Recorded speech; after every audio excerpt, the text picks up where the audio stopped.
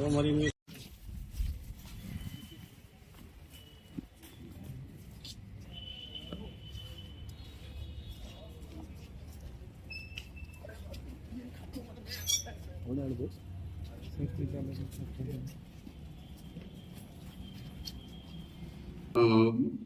जैसा कि आपको विदित है कि संगठित अपराध और जो लोग गैंग्स के थ्रू क्राइम कर रहे हैं राजस्थान के अंदर, उसको लेकर के हमारे DG sir Umesh Mishra sir बहुत ज्यादा सख्त है और उनका मेजर फोकस है कि जो बेसिक पुलिसिंग है अपराधियों पर नियंत्रण, उसको हम लोग प्रायोरिटी दें।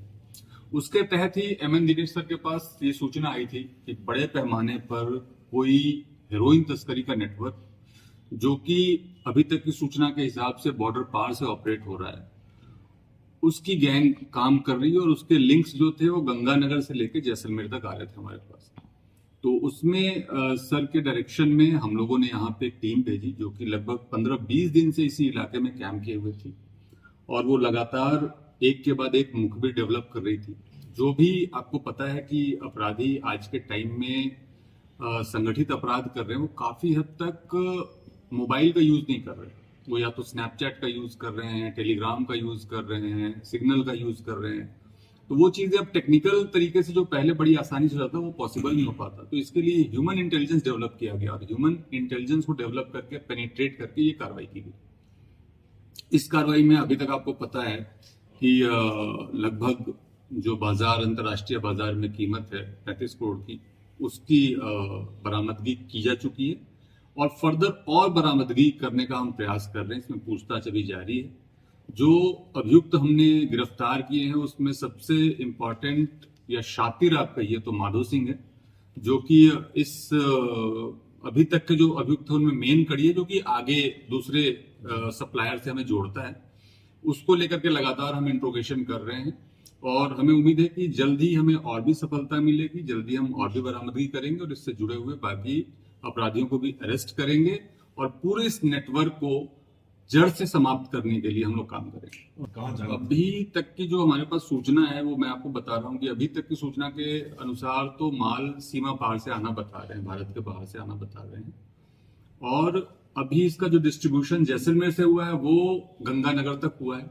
गंगानगर के जो लोग हैं उनके भी पीछे हमारी टीमें लगी हुई हैं। उनको पकड़ने के बाद पता चला कि ये माल गंगानगर, हनुमानगढ़, पंजाब और कहां जा रहा था। तो पूरा चेन अभी हमें ट्रेस करना है। अभी शुरुआती दूसरा तीसरा दिन है, तो उसके पीछे हम लग रहे हैं और बहुत जल्दी पूरा जो इसका नेटवर्क है उसका खुलासा करके हम आपको बताएंगे। जो भी सोर्स की बात है उसको लेकर के हमारे पास बहुत महत्वपूर्ण इनपुट है कि आखिर इसका सोर्स क्या है, कौन लेकर के आया और किसके संबंध सीमा पार से थे।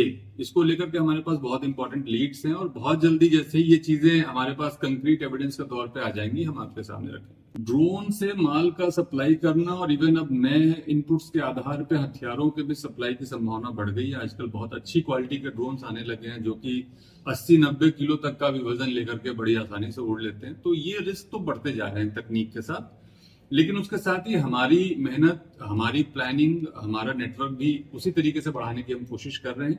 राज्य सरकार का और पुलिस मुख्यालय का इसके ऊपर बहुत ज्यादा फोकस है।